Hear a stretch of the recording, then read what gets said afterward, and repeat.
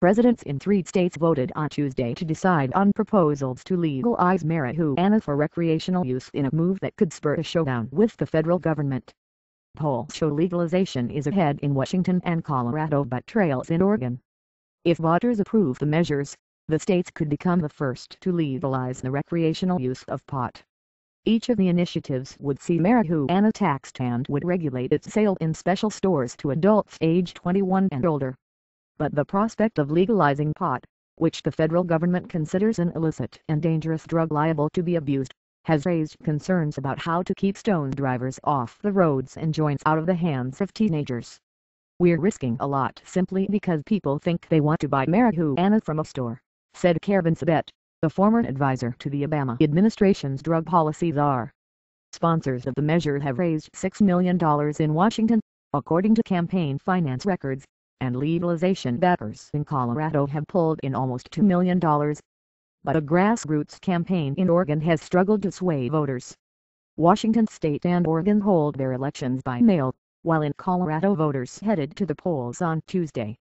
Jean Henderson, 73, the retired resident of Broomfield, Colorado, said she voted to legalize marijuana.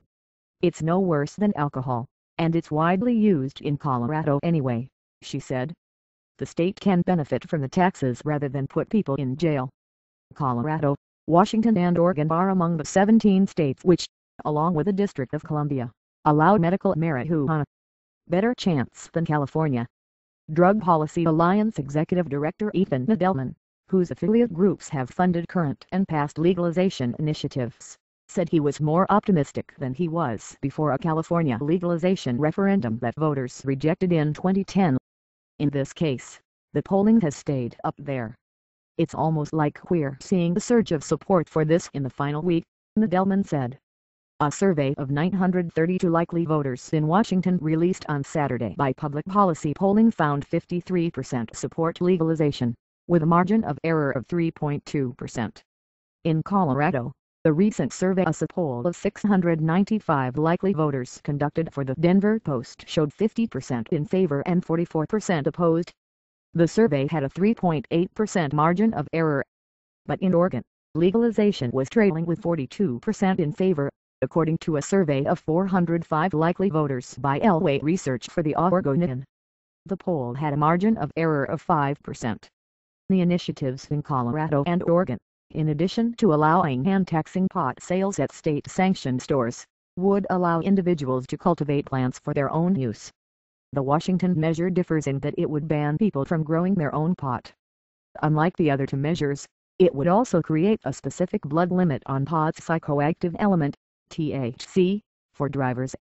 Connor Barker, 19, the medical marijuana dispensary worker interviewed in Olympia, Washington, said he voted against the measure because of the restrictions on drivers. He fears they could lead to the arrest of motorists with lingering THC in their system. "It makes the DUI regulations unfair," Barker said. Nadelman said the driver restriction and endorsements by such figures as John McKay, the former U.S. Attorney for the Western District of Washington State, made the measure in Washington the most likely to succeed. The Massachusetts ballot initiative on Tuesday proposes allowing medical marijuana in that state. Voters in Arkansas are being asked whether to become the first southern state to allow marijuana as medicine. In Montana, where voters in 2004 approved medical marijuana, voters will be asked whether to overturn a 2011 law that imposed tough restrictions on medical pot and led to the shutdown of dispensaries.